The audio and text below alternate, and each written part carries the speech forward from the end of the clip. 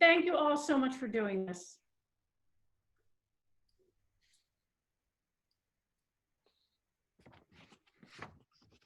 All right, I think we're ready. Hello, everyone, and welcome to the Special Education Inequity Post-COVID-19 School Closure webinar that's sponsored by SEEK. This is Special Education Equity for Kids in Connecticut. We are thrilled to have our first webinar. Please forgive any technical issues we may have. We do have people broadcasting in and out, and we are waiting for a few of our guests to arrive. But we are really thrilled who we have. First, I want to introduce myself. I'm Barbara DeStinti. I'm the president of SEEK. We are an organization of parents, professionals, and advocates in the special education community. Our mission is to advocate, educate, and legislate for the 80,000 children in special education in Connecticut. We also work on behalf of kids with 504 plans and the kids that should be identified but are not. Today, we're going to address the question in our webinar: what steps are necessary to reduce inequality, especially after schools resume in-building education? We have an extraordinary panel today. We have Commissioner of Education, Dr. Miguel Cardona. We have members of Connecticut's Education Committee, including Representative Robert Sanchez. Welcome. We have State Representative Ranking Member Kathleen McCarty. And we are hopefully, and he just arrived, Senator Douglas McCrory, welcome. And we also have Sarah Egan, the child advocate from Connecticut's Office of the Child Advocate. We have Fran Rabinowitz, the Executive Director of Connecticut Association of Public School Superintendents. We have Tiffany Jackson, the Director of Student Services from New Haven Public Schools. And we have Ann Smith, the Executive Director of AFCAMP Advocacy, which serves African Caribbean American parents of children with disabilities. Welcome, all of you. Thank you so much for attending this webinar roundtable. We really appreciate you agreeing to join this discussion. I want to briefly say we got a number of questions ahead of time for this webinar, but most of them were not about equity specifically, and this is about equity. And those other ones we will address at another forum, most likely SEEK This Week, which is our weekly show on Thursday nights on Facebook Live. I have a brief statement, and then I want to get right into talking to the rest of you. So I want to say, this is our statement from SEEK. Connecticut has one of the largest opportunity gaps in the country, in part because it has some of the wealthiest towns and some of the poorest cities in the United States. The inequality in our system is proving disastrous during school closure, as we see students who were reliant on school just to be able to eat and have a stable environment. And distance learning is inaccessible to thousands who either don't have computers or don't have Wi-Fi. In Connecticut, being identified as a student with a disability in a community which has significant resources usually means an opportunity for robust and individualized support. By contrast, if you're a student in a community with little resources, being identified as a student with a disability often means guaranteed segregation from the mainstream and being at constant and increased risk of discipline. The alleged cracks in the system are revealing themselves to be canyons, especially for our children with disabilities. SEEK is so focused on equity, it's part of our name. So my first question is going to be for Commissioner Cardona. Commissioner, I'd like you to define Connecticut's educational equity problem, and also if you could address what can we do now so we come out of COVID closure with less of an equity problem. Hi, thank you for having me. Thank you for the invitation. First and foremost, thank you for those of you that are on the call listening in, and to the panelists that I joined. It's good to be with you. Happy Mother's Day to the mothers that are listening. We know mothers are important, but let me tell you, during this pandemic, I think we all appreciate our mothers a little bit more. So happy Mother's Day to the mothers that are in attendance.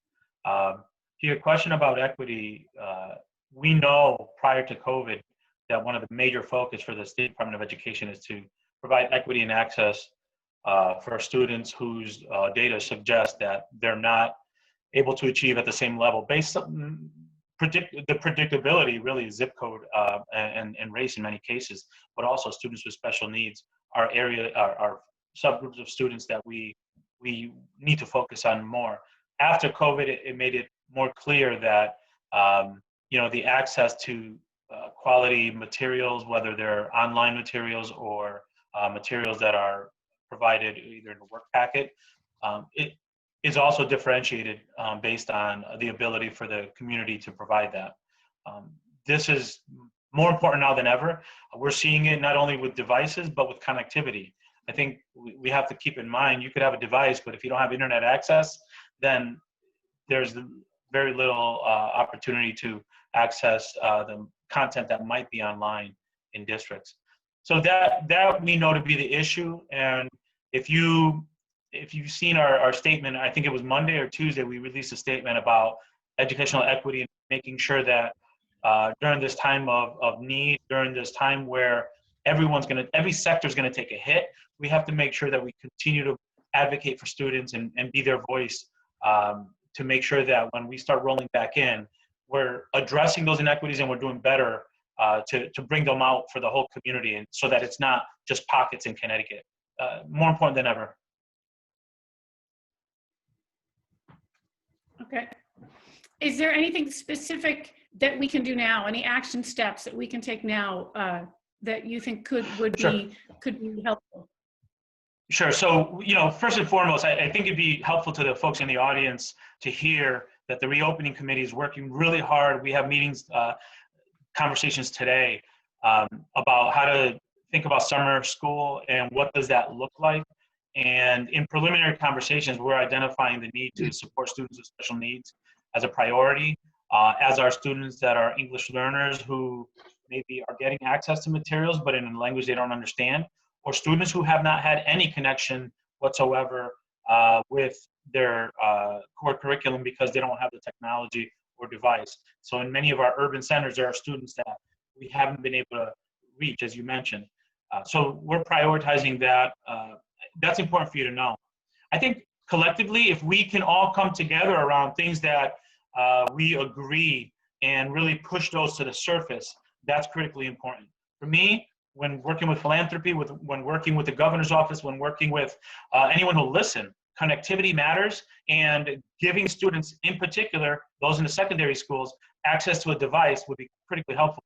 We have a lot of students that are learning now in a device like this big, and or sharing one phone with 4 or 5 students in the home with limited connectivity. Not to mention the fact that parents have minutes that they're giving up for this. So we need to think about how together we can promote continuation of distance learning, even though distance learning does not replace a teacher. I'm going to be very clear. I'm not saying that we're going to use distance learning now, but we know that if we're thinking about a staggered schedule back in September, that we're going to rely on distance learning measures, and we have to close those gaps in access in order for those students to receive quality instruction. So that would be the targeted effort that I would ask that this group consider. Okay, thank you. Senator McCrory, welcome. We are so happy to see you here today, and thank you for joining us.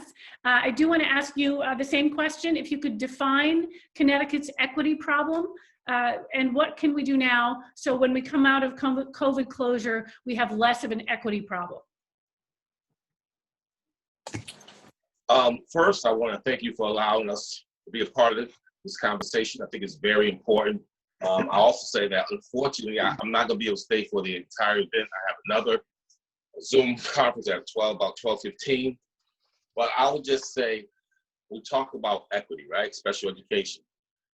The first issue that we need to address, and this has been out there for quite a long time, is the over-identification of young, especially young men of color in the special educational system, right? That's an equity problem from the beginning, whether it was Corona-19 or any other pandemic. We have a problem with equity. The fact that there are too many young people who have been identified as special needs who probably shouldn't be in that system. So that's an equity issue from the beginning. And now once we're in the system, the question becomes, how do we support students, all students, especially those who are from marginalized communities, low resource communities, people who do not have a lot of access to revenue and capital, and frankly, who are poor. And we haven't done a good job before this crisis, right? We haven't done a great job at supporting those individual children. And now we have this pandemic that has highlighted the problem that has already existed. So how do we get out of this and come back full circle? Well, first of all, we got to get out of it and become and level the playing field, because we haven't even leveled the playing field yet, right? And then what do? So we talk about technology.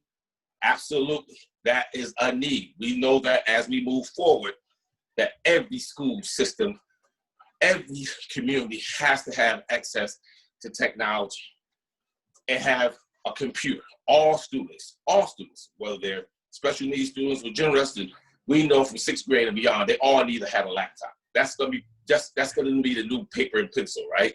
As we move forward. And then those students with special needs.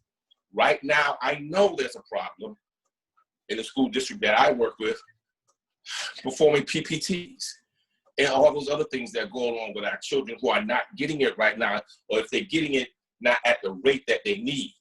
So I will just say, again, this is the issue that we worked on during the legislative session. We had a forum.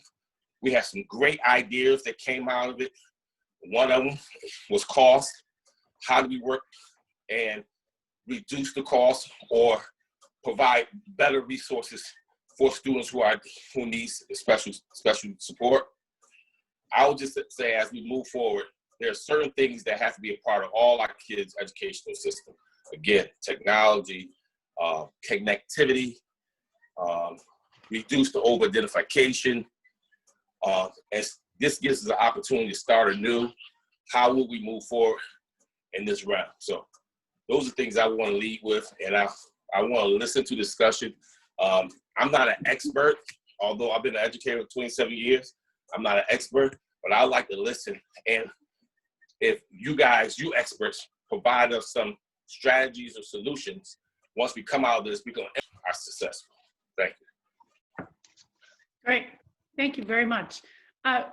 Representative Sanchez, since you're the other co-chair of the Education Committee, I'd love to hear your response to the same question. The first is, again, define what you think is a Connecticut educational equity problem, and then what can we do now? So when we come out of this, we can have less of an equity problem.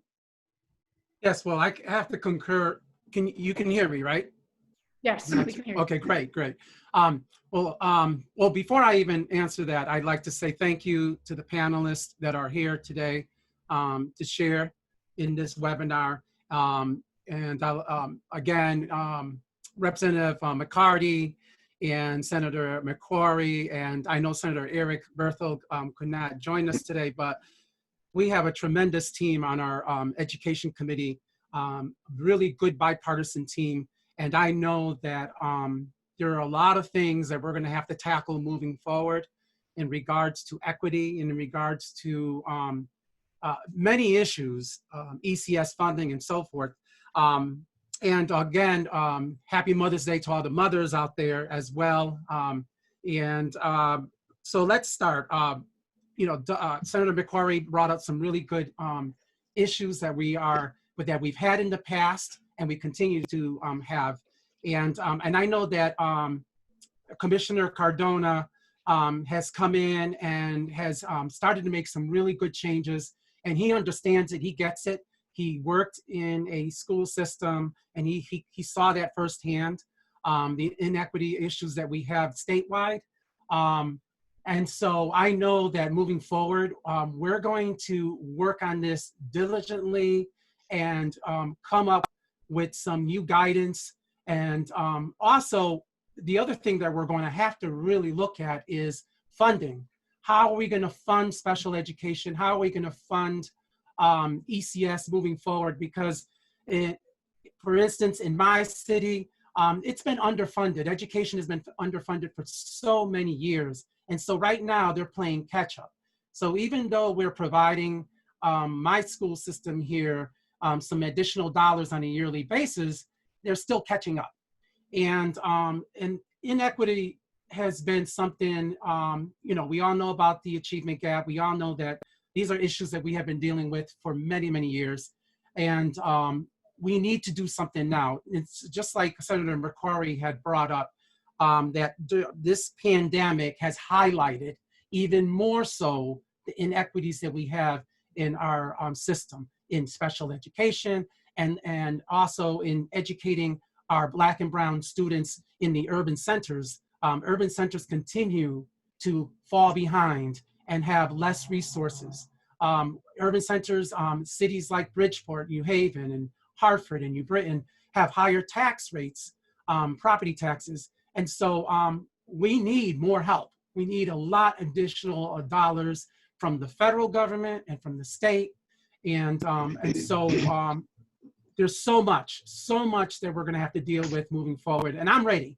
I'm ready to move forward and to work on these issues. I've been reached out by many parents in my district in regards to special education, children with autism. You know, it's not the same thing, them being on, during distance learning, them being on a computer and getting assignments and doing things. And some of these parents need a lot of guidance too. And they feel that they are not getting the guidance that they need. The other issue too is language barriers, not just Spanish, but in my district, I have a large amount of Arabic families moving in. And so, we're gonna have to address those issues. And I know that that SDE has information printed out in many of these languages as well. But I feel that during this pandemic, we are learning more, that a lot more is needed. And particularly if we're going to continue with this distance learning, because we don't know what's going to happen in September. We don't know if we're going to be back as normal or it's going to be sporadic. I mean, we don't know at this point. So there's a lot of work to be done this summer, and I'm ready to roll up my sleeves and work with everyone to make sure that we do the right thing for all our students in the state of Connecticut. Great, thank you very much. My next question is going to be, I know that Fran and Tiffany are only with us until 12:15, so so Representative McCarty, I'm gonna jump over you and I'll get back to you, I promise.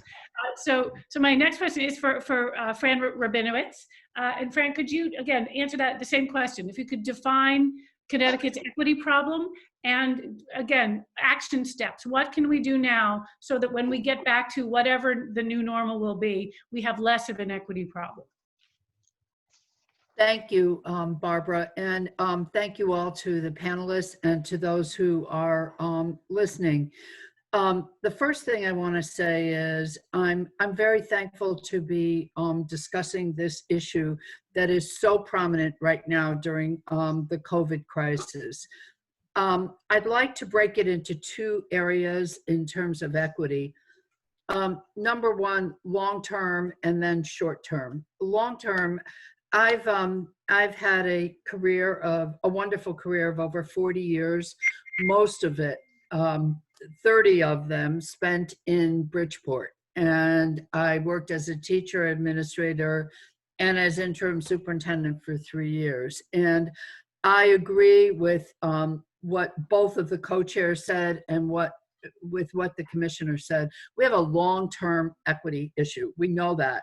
I agree with Doug McCrory on the over-identification of kids, and I think we have to continue to advocate to overcome that. I am incredibly concerned about the funding issue. I've always been concerned about it. It's not funding alone. You need good leadership. You need wonderful teachers, but funding makes a difference. And we saw what happened in the recession of 2007 when we lost many, many teachers. And honestly, if we're really honest about that, our students with disabilities and our students in the urban districts and rural get hit the hardest when we have that recession.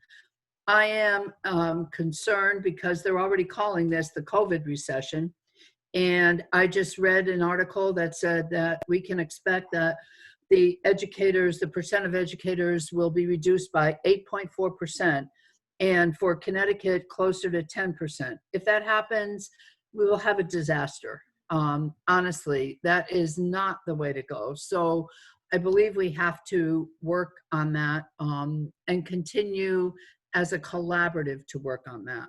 Short term, I do think that I am so pleased that we're all in agreement that while teachers have done, I think, an amazing, innovative job on distance learning, our students with disabilities, their needs have not been met in the way that we want them to be met. I'm honored to be part of the Reopen Connecticut committee. I would say to you that our top priority is how are we going to reach the students with disabilities this summer? How can we better work with them? And I would also say that teachers, I think we need to learn from the best practices, and the State Department is promoting that. There are some some teachers of students with special needs that have done a remarkable job, and we need to learn from them. Anyone who knows me knows that my bottom line is relationships. And I think that even if, and you know, obviously I'm about academics, but even if we can't do the academics in the way that we want to on distance learning this month, we can establish and support relationships with the children, you know, through phone calls, etc. We can also establish and support relationships with families. I know of many teachers who are having interactions with the families to help the parents and families work with their children at home. And that's reality. So I guess I would say to you that I am hopeful. I know that students with disabilities take a major front loading on this. I think across all districts, students with disabilities have lost some ground during this COVID-19 crisis. I think some more than others, but I do know that in the urban districts, the percent of students not connected because of all the things that have been said are huge. And I think we need to, and we are dealing with that on the state committee. And I'm very hopeful that we will move forward, and thankful to the education committee and everyone on here that first that SEEK did this webinar, but also that you chose equity as your first issue, because it certainly is one. So thank you for including me. Of course, thank you very much. Our next, I want to ask Tiffany. So Tiffany, again, she's the Director of Student Services at New Haven Public Schools. Tiffany, thank you so much for joining us. I'd love to hear from you as to define Connecticut's educational equity problem and what can we do now? So when we come out of this, or again, I keep saying, are we coming out of this? Whatever this next thing is, it's going to be better. So I'd love to hear from you. So first, I just want to say thank you for the opportunity, and thank you for all of the parents, families, and advocates who are listening in today. I agree with many of the folks who talked before me. In particular, I think this problem is a lot bigger than just special education. I think that we heard things about disproportionality. We hear things about funding. Quite honestly, and I've said this in a couple of different venues, I think that the resource issue continues to perpetuate itself. I think at some point in time, if we're looking at things and big ideas, I know Shep versus O'Neill first tried to have it such that some of our students coming from places like New Haven and Bridgeport going into wealthier communities, but the reality is that it should not stop there. We need to figure out how we are able to share resources, how we're able to build community, how we're looking at housing, how we're looking at equity and building employment within our large urban settings, because I think we know we've been dealing with this issue for many, many years. And I think that our communities impact schools. Our schools are a microcosm of community. So unless we really take this further and really look at the big, large community, we're still going to have a lot of issues. I just want to say in our community, you know, our teachers our special education teachers, I mean, they have been doing Herculean work in order to service our students. But you're right, as the gentleman had mentioned before, that there's inequities that continue to perpetuate themselves. And I think that with COVID-19, what we see is that it just exacerbated some of the things that we already know that exist. And, one of the things that I would say is that even as we're coming through this, one of the things that our district is doing, which is a really good job, and even with the help of the State Department and the Dalio Foundation, of being able to really look at kind of equalizing the field as far as this digital divide is concerned, I think that's one good step. But I think that in addition to that, step of, having laptops or, any other devices in the hands of children, as I mentioned before, and I'll keep harping on that point, because I think that until we build communities, until we actually have it such that our communities and the resources that are shared, or shared amongst us, there's not going to be significant changes in education. And I don't say it from a pessimistic point of view, I'm saying it from a realistic point of view, because we have too many gaps in education from the wealthiest towns and then a concentration within our urban settings. And I think that even as the moderator opened up the conversation, and she talked a little bit about some of what may or may not happen within the urban school centers, I have to beg to differ that some of what we see in our urban school centers by way of what we see by way of education, whether it's educating our general ed students or our students with disabilities, you're seeing folks who are doing above and beyond and doing things that, again, most folks have no clue that they're doing. And I think some have a poor PR about some of the work that we're doing in our large urban centers. Now, granted, we don't have, we have, larger caseloads, we have larger class sizes, things of that sort that also impact the inequities. But unless we are actually looking at funding that's going to equalize the playing field, we're going to continue to have the same conversations about equity. So I think that, we can talk about equity until we're blue in the face in education, but until we do the other piece that's larger and outside of the school walls and really building up the economy within our larger urban centers, I think we're going to continue to have these conversations. So, I mean, I'm hopeful, that we're able to, to move in that direction. I think one of the things that we've seen, even with COVID-19, is that we've seen a lot more attention to the digital divide. It's brought it to the forefront. Those of us who are working in urban centers are like, well, yeah, this is the situation. It's always been this way. But I think that it's kind of highlighted some issues, and I hope it's an opportunity. I hope it's an opportunity for people to really think about the inequities in education as a whole, and really being able to manage that. As far as students with disabilities, the gentleman had talked about, I think it was Mr. Sanchez, who talked a little bit about, students with autism spectrum disorders or students with other disabilities. And they're right, this level of teaching through distance learning has been significantly challenging for some of our students, whether they have a disability or not. And, we are, as best as possible, trying to make sure that we're meeting the needs of parents, meeting the needs of families, doing our due diligence. And the reality is, at the end of the day, for many of our students, they need teacher-facing explicit instructions. That's going to be the way that's going to help them on the path to be able to move forward. So, we're hopeful that this is an opportunity for us to learn, to do better things, and, continue to push the envelope enough to be able to talk about some of those things I mentioned before and equalizing some of the community resources. So with that, I think I'm all set, and I appreciate your time and attention to this matter. Thank you. Thank you very much. I really appreciate your input. I think it's really, really important. And yes, it's all connected. Absolutely.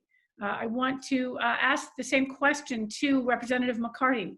So again, what would be your definition of Connecticut's educational equity problem, and what action steps, again, can we do now so when we come out of this COVID closure, we have less of an equity problem? Yeah, okay. First of all, let me also say what a pleasure it is to be here with all of you, and thank SEEK for this opportunity to express our concerns about this equity issue that has been significantly highlighted during this pandemic. I know before we came into this, we were talking about closing the opportunity gap throughout the state. And one area that we started to focus quite a bit on the Education Committee was on the special education. And we made some progress, and I was hoping we could continue with that. And then naturally we came to this point where we had to close our schools and come over to the distance learning. And that then highlighted even to a greater degree a lot of the disparity that existed throughout the state. I know we just heard that some districts are still struggling to get all of the tools in place so that the learning can continue. So that's one area that we have to really be certain that every district has the appropriate tools in place so that learning can take place. The next piece, I think going forward, we're going to really have to do a significant job on trying to identify where all the new gaps are existing because of this new approach to learning. And I would think and hope that there could be discussion on having some form of a screening tool that could be used by all of the districts. I know there's disparity there also. Some districts seem to be much farther ahead in helping right now to identify where those gaps are. And I think going forward, we're going to have a statewide, hopefully, way to assess what those gaps, how we can continue to close those gaps going forward if we do return to school or if we have to continue with the distance learning going forward. So I think until we can really have an assessment of where those gaps are, and it's difficult. I know I'm hearing from teachers and parents not knowing whether or not we will be coming back in, when we will be coming in, whether we'll be going to summer school, whether there'll be some sort of blended learning perhaps going on between a combination. I think I'm so pleased that SEEK is taking on this issue, because I think what I've heard from many of my constituents and from colleagues on the Education Committee, that even in the districts where the distance learning has taken off and there was a lot of preparation there, the parents are struggling. The parents are struggling with the implementation piece. And I think we're going to have to focus in on what can we do to make this an easier process for parents once they may have the tools. And again, some districts have one-on-one and they're doing an excellent job. Others are struggling, and the parents seem to be very frustrated. I know I've spoken to a few parents recently that the amount of stress that some of the distance learning is causing in the households are becoming too much to handle. So they're trying to balance what's the approach that should be taken at this time. They want to do the best, but they're very frustrated. And sometimes there are more than, there are several children in the household. And if you have a child with a special education and it's taking more and more, they're struggling on how to really give the optimal time to each one of the students. But in a summary, I think what I've seen at least is that we had opportunity gaps throughout the state with regular ed. This special ed now has been even more highlighted because of the new approach with distance learning. And I think going forward, we really have our job cut out to try to find and bring equity across the board. So I'm committed to working with my colleagues on Education Committee to do whatever we can. I know my chairs pointed out funding is always a concern and an issue. We're going to have to really be extra creative to find new means to ensure that all of our students have an equitable education across the board. And I think in the past, even before we got to this point, we really needed to zero back in on special education needs, because that gap, most of our students are able to achieve and to make progress at grade level. And that was a gap that we still need to focus on to try to narrow that as we go forward. So in a nutshell, I think we have our job cut out for us going forward, and that this pandemic really put an extra spotlight on those gaps that are going to, that we need to close. Thank you. Thank you very much.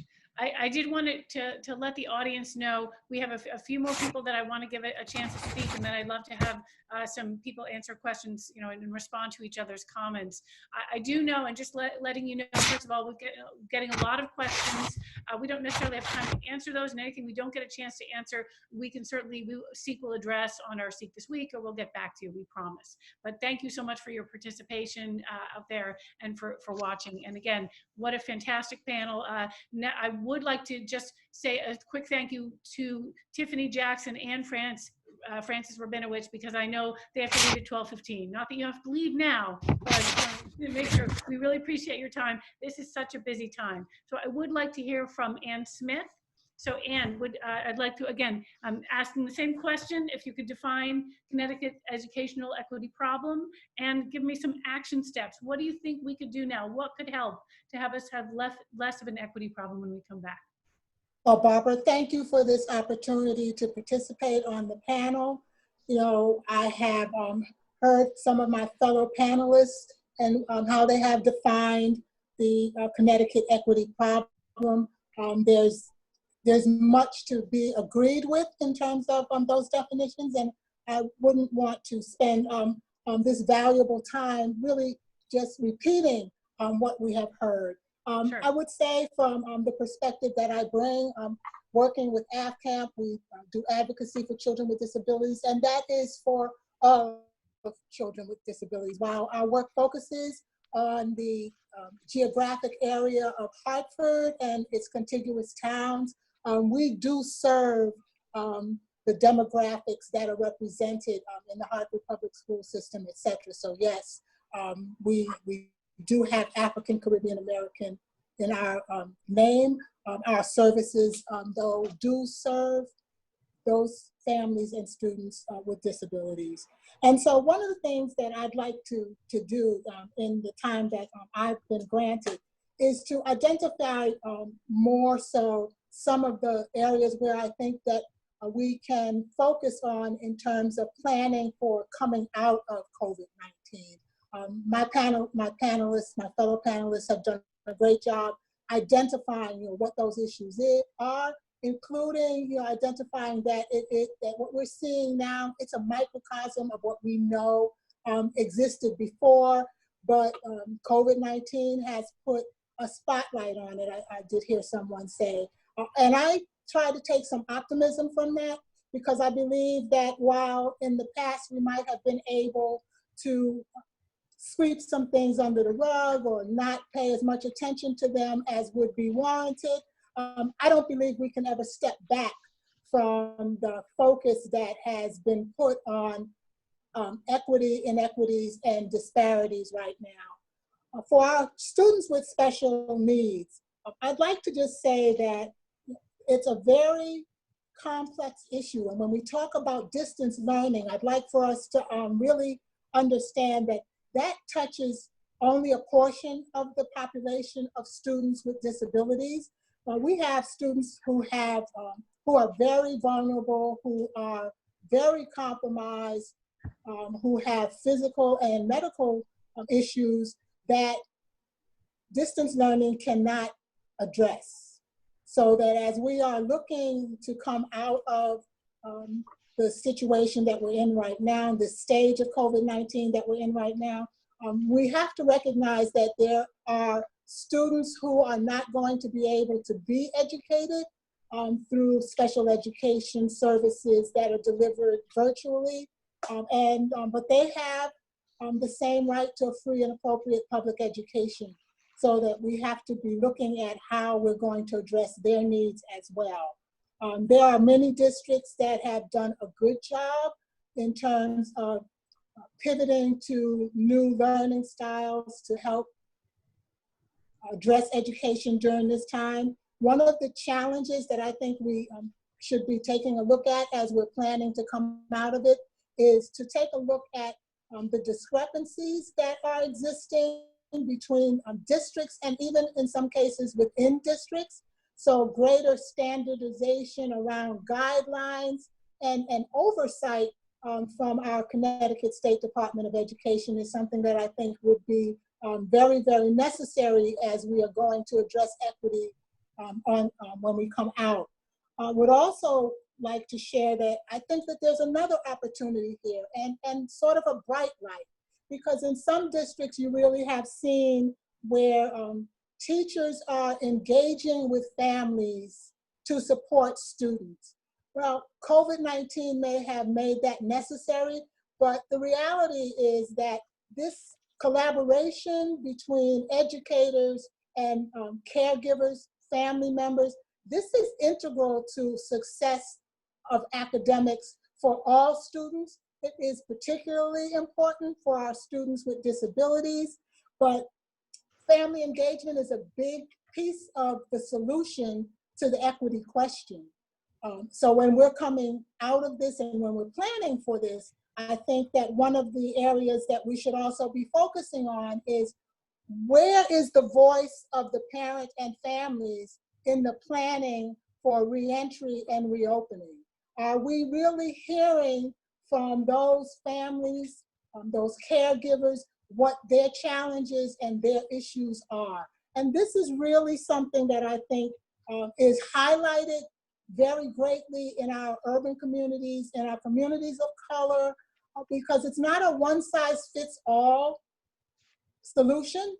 And if we don't have the voices of those individuals who are impacted in different ways, if that's not being heard, then our solutions are not going to be able to be effective across different subgroups that are being impacted differently. You know, someone mentioned the digital divide. I think that that's a perfect example of how taking a look at things from only one perspective does not serve the good of everyone, because there are those communities in which the digital divide is not something that they have to deal with. However, we know that in communities like Ms. Jackson had talked about, we know in Hartford, in Bridgeport, we know that internet access, that's a big issue. Even, you know, sufficient broadband to be able to do the distance learning, that these are issues that certain communities face and other communities are not aware of. So I think that another area that I would be encouraging us to focus on as we plan for coming out of this would be this focus on family engagement and community engagement. Because as another one of the panelists mentioned, schools don't exist independent of the communities in which they are located. And we need to do more to talk about what are the community needs and supports that can help to encourage and improve on the academics of the students in those communities. One other area that I would encourage us to focus on as we're planning action steps for coming out of this is recognition of the interconnectedness between the educational system and other child-serving systems. So, you know, the education system alone is not going to be able to get us where we want to go in terms of coming out of some of the impacts of COVID-19. You know, one of the other things that's really been made clear is the importance of basic needs. You know, we're talking about food insecurity, you're talking about housing. Well, these are issues that there are many communities in our state that they deal with this on a daily basis. So we do need to be really paying attention to that. One of the things that I would encourage us to be doing is making sure that we are looking at social and emotional learning, that we're looking at some of the impacts of trauma that we're going to see that when we come out of COVID-19. We should be planning now for how are we going to address some of those emotional needs of those students and their families. Some communities are going to be experiencing trauma in a different way and at a different level than other communities, but we need to be able to respond to that. I think the last thing that I would want to do is to talk about the funding issue. and this has been long-standing, but I do want to say that we do need to be thinking about creative ways to leverage the existing funding that we have. And what would be great if we realistically thought that we were going to be able to get additional funding. Let's hope that we can hold on to the funding that we do have for special education. And let's look at creative ways to leverage the funding and the resources that we currently have. And at the state level, I would just be saying that, we already have in place some settings where you have multiple state agencies coming together. I think we need to see more of that. I would talk about the Children's Behavioral Health Plan as one of those areas of focus. Yes, a lot of our students with special needs would fall in that category, but others wouldn't. And one of the underpinnings of the behavioral health plan is improved well-being for all of Connecticut's children. So those are some of the things that I would see as focus areas for us if we really want to address equity. And we're not going to be able to do that if we don't have all the voices at the table that need to be at the table to craft those responses. Thank you for this opportunity. Thank you, Anne, thank you so much. Sarah, I'm going to ask you the same question. And I do, the commissioner actually wants to, he wants to chime in as well, but I'll have, and I know he has to leave into 10 minutes. So I want to hear Sarah. I want to hear Sarah first. She hasn't had an opportunity to we'll speak. hear Sarah first, and Sarah, if we have to break in and you have a two-parter, that's fine. Oh, you're muted. I'm muted. There we go. Thank you. And thanks, everybody. It was good to hear everybody today. And good to hear everybody's recommendations. I think that, as people have said today, I think what we see I think the current situation has not only highlighted the inequity we have, it's worsened it, right? And shown us how unsustainable I think the inequity that we have now is. I think there's a few things we have to really focus on going forward. I want to underscore what Ann Smith talked about. I think in some ways the foundational thing we need is governance and advisory structure for decision making now and going forward. But with all due respect to all the hard work that's going on right now, but are we confident that the governance and advisory structure that we have for decision making over the marathon of this pandemic and the months or potentially longer of return that will take is adequately representative of the cross-section of interests that we're talking about and the areas of expertise that will be needed to be dynamic and accountable for the weeks and months and potentially year ahead. So I would encourage the state and the governor's office and everyone working together on that to take another look at that governance and advisory structure and make sure that it adequately represents marginalized, vulnerable populations, a cross-section of experts, both on technology, human resources, professional development, and child development that'll be needed to create the structure for decision-making that we need going forward. Secondly, as a foundational issue, a lot of people talked about technology. I'd like to define, to me, I think we need to define the technology issues as a basic civil right. Because in this world, you can't access education, you can't access healthcare, you can't access mental health care without device. And it's not just about the device, right? A device doesn't give you access, as Commissioner Cardona pointed out. If I have one phone that I have to share amongst all of my children, I don't have bandwidth and I'm relying on a weak hotspot, I don't have access. If I don't know how to run or access the programs, if I don't know how to access telehealth, I don't have access, right? So access is about adequate devices based on the population in my home. It's about Wi-Fi, it's about bandwidth, it's about tech support. Who do I call up if I don't know what to do, whether in my town or at the doctor's office or at the school system? So I don't think that access should be limited to thinking about how we provide that in the context of education. I think that needs to be a state priority under the auspices of the governor's office. I mean, and the goal has to be ensuring that every household in the state can access technology, because otherwise you can't go to the doctor. You know, you can't have a consultation, you can't access mental health care. So, and I think and there's a capital investment on that up front, but I'm not sure a huge investment to maintain that once we ensure that we can't go forward with the kind of inequity we have around that right now. I also think we need a structure for for not just inclusion of viewpoints, but transparency and accountability for what we're doing now. And I say that recognizing that everybody's working as hard as they can. I think one of the silver linings of the pandemic is seeing how people across all walks, public, private, families, individuals, are rolling up their sleeves with an urgent pace to innovate and to meet the needs of people in their districts and in their communities, right?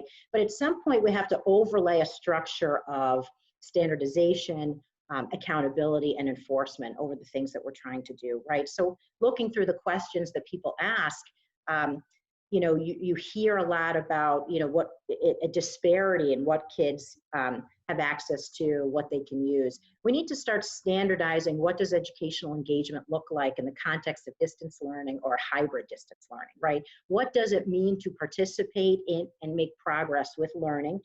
How do we differentiate that based on age, development, disability status, et cetera? And then how do we collect data consistent with those expectations and hold ourselves accountable for that? And I know that our partners at SDE who have been so responsive and so thoughtful and so professional with all of us, I know that they're trying to lead the way on that. So I want to underscore how important that is. I do also want to say that when we talk about kids with disabilities, right, lots of questions about kids with disabilities. And what it means to be a child with a disability can be anything, right? There's just an enormous variability in a continuum. I think it's very important to say with clarity and emphasis that there are children with disabilities who are not being educated. It's not just that it's challenging to educate them, they're not being educated, right? Whether because they have a profound developmental disability, significant intellectual disability, they're not accessing education, period. And that we have to, that may not be anybody's fault, but it is what it is. And we cannot ask these children to go months and months and months without education.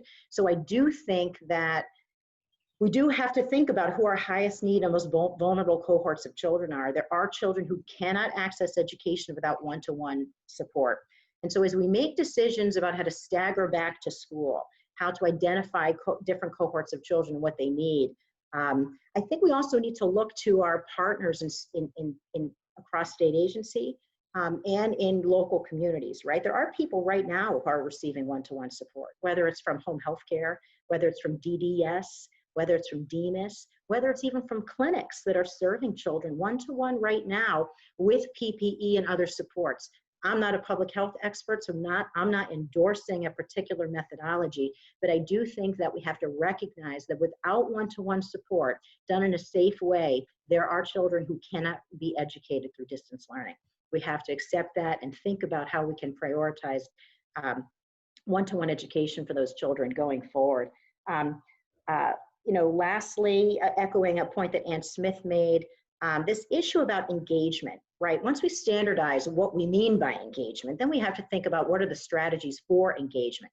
Thinking about different, you know, a multi-tiered approach and different cohorts. Young children, children with disabilities, children who have a history of chronic absenteeism, older children. What are the range of tools we have? What are the staff that we're going to need, both within the school district and in the private provider community, to come up with blueprints for engagement across these different cohorts, and then strategies to implement that engagement work.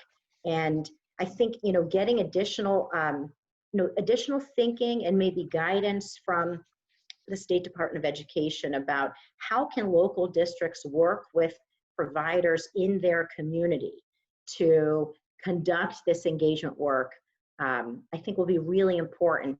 Noting the importance of privacy concerns, of limitations that may be created by FERPA, but even within that, right, how can, I know there's a lot of really creative stuff going on in New Haven with Clifford Beers and New Haven Public Schools and the Village for Children and Families in Hartford. How do we build on those successes and create a blueprint for engagement throughout the state, giving districts the tools that they need?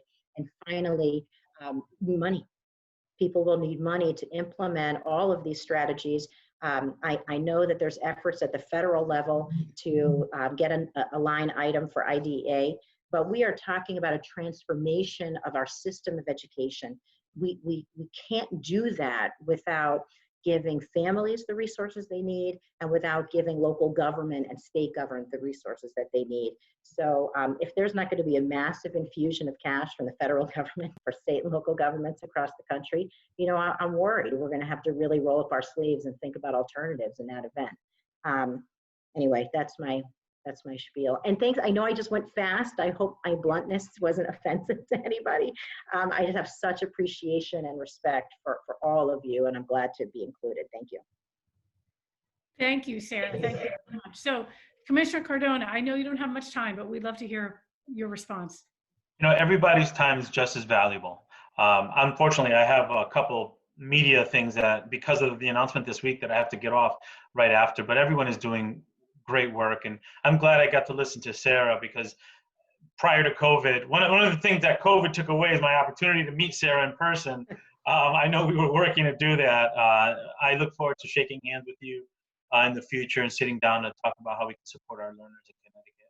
A lot of good points were made by all the speakers. I apologize that after my comments, I have to leave for some of those engagements that are already in the calendar, but I did want to mention a couple thoughts, because I did read the comments that everyone wrote. I did read all the questions while we were having this. So while I won't get to all the questions, I want to share a couple things that I think are really important for you to hear before I get off. I love the idea of blueprints for engagement. So when we hear that the Clifford Beers in New Haven is doing something, or Hartford in a different group, and they can create a template of what could work, we hear it, we share it, we bring that up. So I love that idea. The Reopen Task Force, when it was created, even prior to it being created, we knew at the agency, at the State Department of Education agency, that we needed to hear from the people at the ground level that know what's going on. And we also knew that in Fairfield County, what their needs are going to be different than Wyndham County or New London County. So we established 6 regional teams within like the span of 3 days that have parents on there, special education advocacy groups on there, EL, English Learner Advocacy Group, principals, superintendents from urban or rural, teachers, just a microcosm of a school community expert. Now, we didn't get them all. I mean, there's thousands that would provide great voice, but we were able to put together 6 regional teams that are meeting regularly, informing the State Department of Education on things to think about, so that when I go into that group with the governor's team, we have the input there. They created a thought exchange. Many of you might have taken it. Over 30,000 responses were gathered within like 3 to 4 days on things to think about with reopening. And we're going to continue to do that. We're going to continue to do that. I want to get students' voices in this too.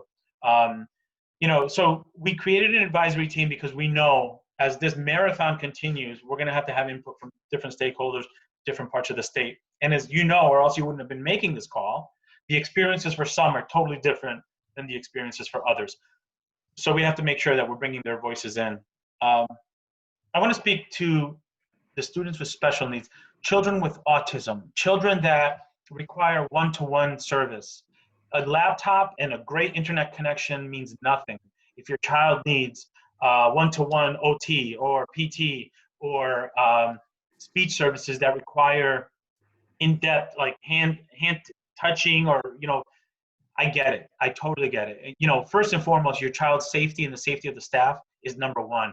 But we're going to try to prioritize bringing in programs like that when they're safe. And these are the conversations that we're having. I said it a month ago. I hear you and I see you, and the message is still there. I received a letter from a parent who has 2 children, 2 boys who have autism, and their needs are pretty significant. And she shared a mother's fear that she was going to lose the ability to support her children at home. And she shared with me what her fears were when they get older if we don't do something quickly. So I keep that in the back of my mind. I make sure that I'm thinking about that mom and those 2 boys when I'm making decisions, and know that, and it's not only me, it's members of the team, that we want to make sure we can provide a safe way for those students to get access to the support that they need.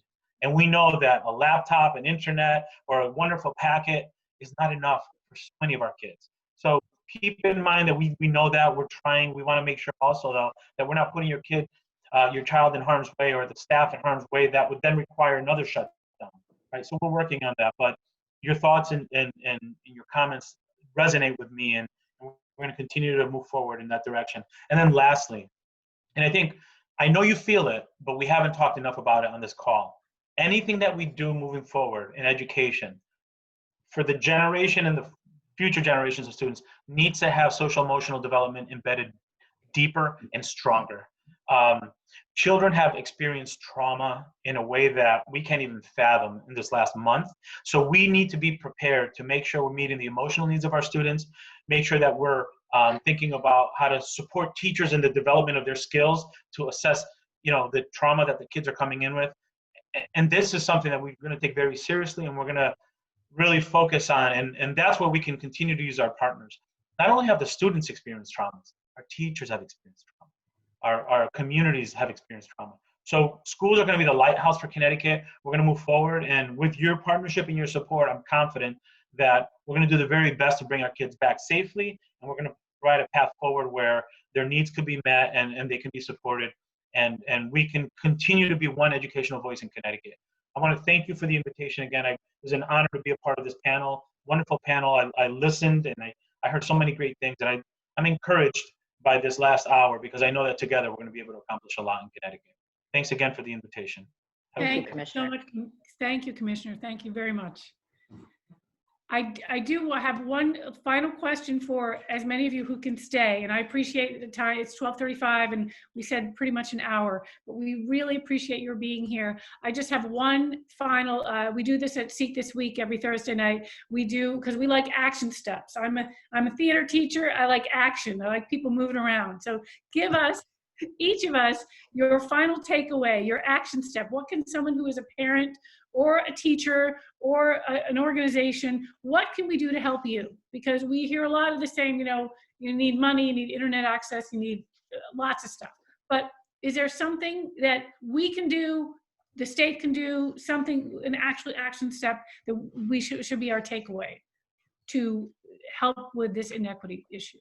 And I'm going to start with Representative McCarty.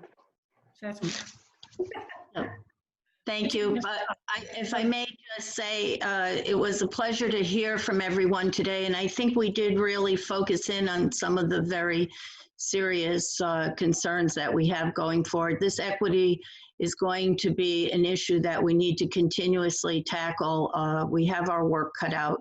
One area that I may just go back to, if I may, because we are where we are right now.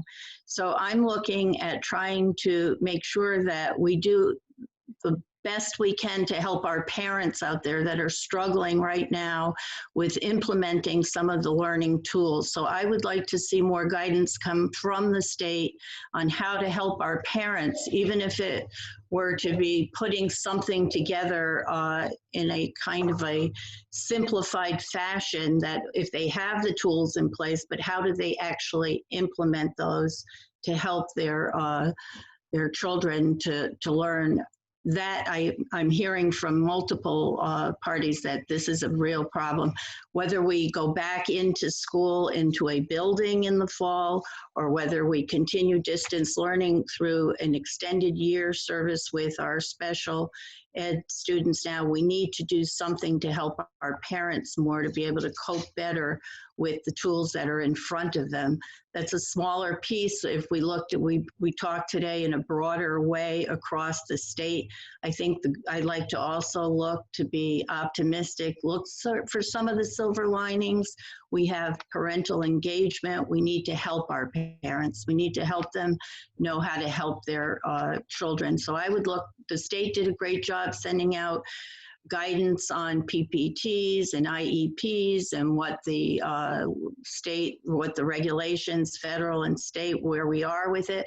But I think we need to do more to help our parents right now that are struggling. And then I think it would be also advisable to have a plan A, plan B, and plan C in place, because we don't know. There's still many unvariables. Will be guided by the Open Connecticut Advisory Board plus CDC. We don't know where we will be, how school will look in the fall, whether it will have staggered classrooms, or whether we're going to need more staffing, there's a lot of unvariables. So I think to have several different plans in place would be beneficial, so that we need to be very careful that we don't discriminate in any way against any particular group. And I think that has to be our high focus. We were making steps, I thought, last session, and it's unfortunate, but we are where we are. So the positive in it all is the unified message. We all care, we all want to do what's best, and we don't want to let any child go without the services they need. I do agree with our child advocate that so many I'm hearing from parents with children with autism, it's very difficult, frustrating to try to get, there's not a person to person, and it's difficult. The challenge is even greater. So all of those areas I think are going to take a lot of creativity, a lot of us pulling together, working together. The funding piece also that was mentioned today. I think we're going to have to be creative and try to find ways that we don't let any more children fall through the cracks, but it's going to be an extra challenge because the funding is going to become another issue. So, but I feel today I want to leave with a hopeful message that we can find solutions together, and I'm committed to work with everyone to be as helpful as I can. So I thank SEEK again, and I thank all the parents, and if I may, just thank all the teachers out there that have worked so diligently and have worked so hard. I know they all care. It's just such a great challenge, but it's Teacher Appreciation Week, so I'd like to just say thank you to everyone. Thanks. Thank you. Great. Thank you very much. So Sarah Egan, you'll be up next, please, with your takeaway to our audience, please. Boy, that's a tough one. I know. For people that know me well, I'm not good at wrapping up. You know, I think it's part of my job function, right? But I am a big believer in transparency and accountability, right? It just keeps us all moving in the right direction. And I appreciated Commissioner Cardona's comments so much. I think he and his team have been incredibly professional, responsive. Every time you ask to meet, he meets. Every time we ask Brian Klimkowitz to meet, he meets. They try to be responsive. And I think that's great. But I think that in addition to that, we need, there needs to be more transparency around the decision-making structure that is in place now, right? The commissioner's done a great job on his end getting input from people, right? But it's what's the next step? What is the structure for decision-making? What is the mission of the decision-making body? What are the interests that it's representing? What are the questions that it has to answer?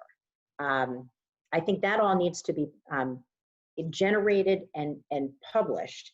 I think that we are at a stage now in this crisis, right, where we are managing the crisis the best we can, and it's time to really drill down into and collect some data around what kids are getting and not getting, and not just who's logged in once, but we have to come up with a definition of what student engagement is right now, i.e., I have a packet, I don't have a packet. I get teacher time, I don't get teacher time. I get Zoom classes, I don't get, what does that mean? What are the definitions of engagement and learning? SDE can promulgate that in consultation with districts and other partners. And then we have to start collecting data on what kids are getting and what they're not getting, and break down, I think both with input from districts and families, and then have that data broken down by age, grade, disability status, and race, so that we can grapple with what is, right? That's part of why I said what I said about kids with disabilities. If you have a child with a profound intellectual disability right now, with or without autism,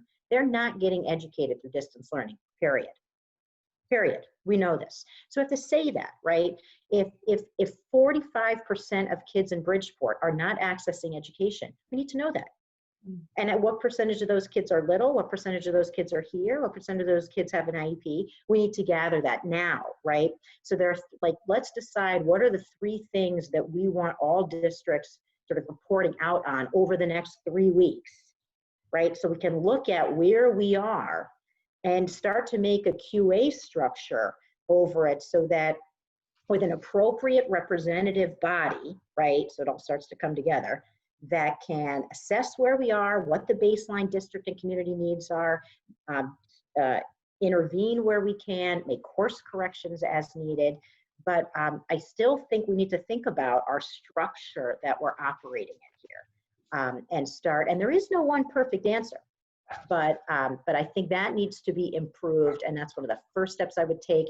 And lastly, I would say, thinking about what is the defined role for the legislature, right? Within this, we had the session came up short, whether there'll be a special session when we come back in the fall for a budget session. How does the legislature, from a structural standpoint, interface with the centralized decision-making that's going on now? What is their defined role? How does the work of the Reopen Task Force and its committees interface with relevant legislative committees and task forces, like the Opportunity Task Force, the SEL Task Force? So I do think we need some more attention, and I say this respectfully, to what that structure is, how public things will be, where mission and questions are published, what data we need, how it's going to be collected, et cetera. And I think if we can get some of that structure right, so that it's representative, so that it's dynamic, then we have the ability to move forward nimbly and dynamically over the next few weeks and months.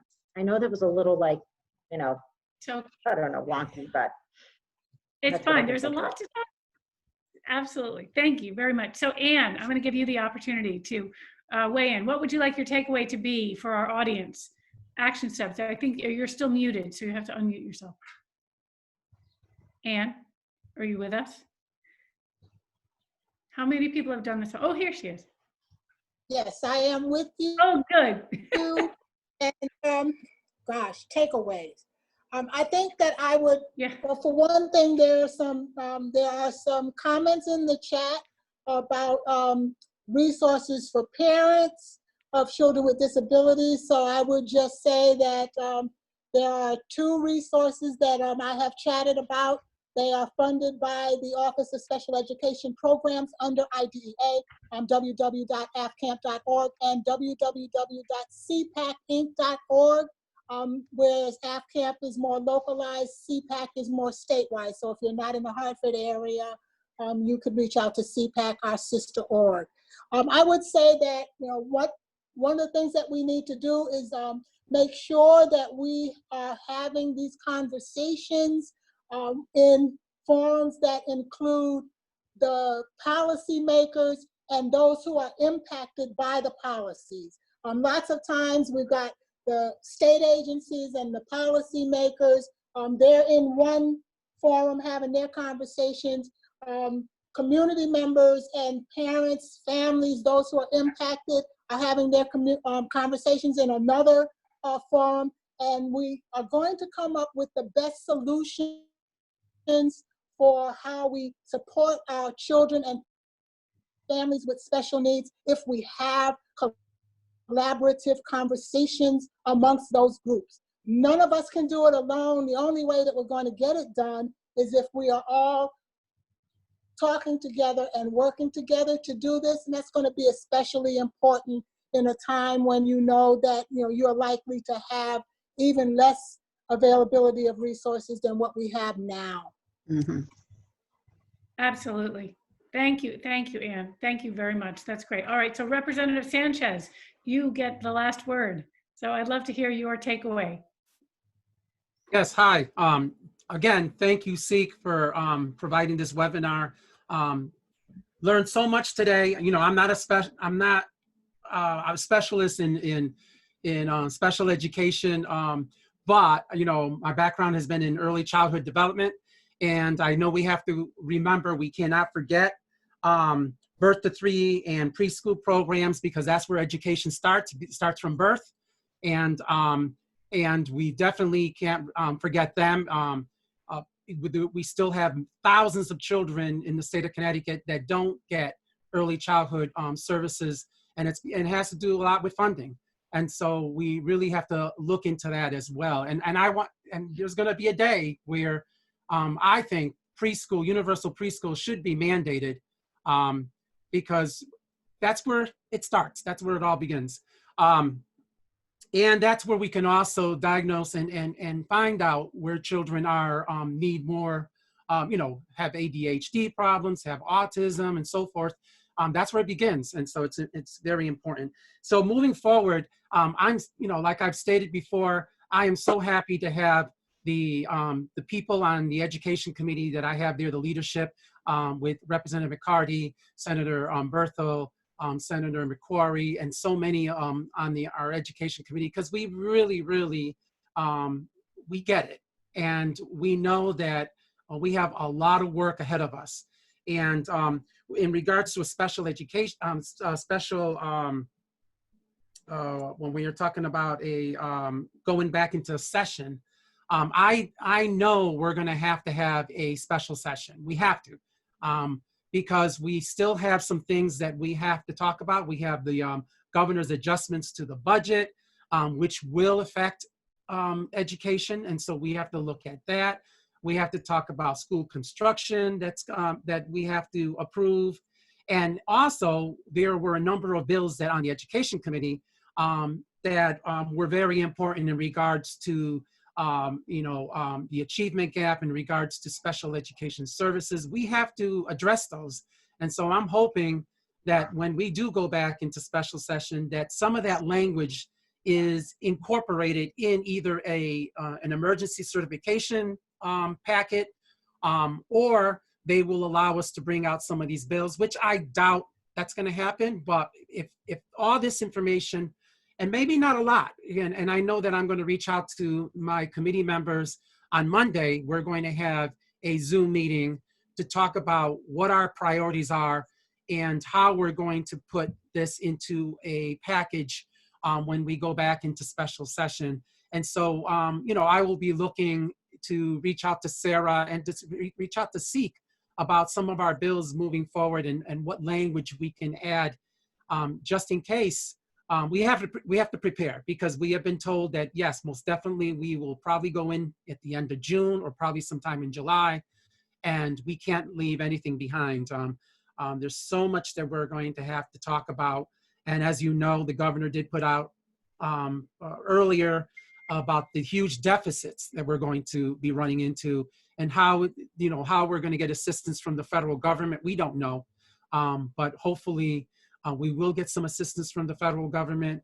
The state will, and we can at least cap some of these huge deficits that we are looking into. So, but thank you so much again for giving us the opportunity. Reading some of the chats and reading some of the questions and some of the answers has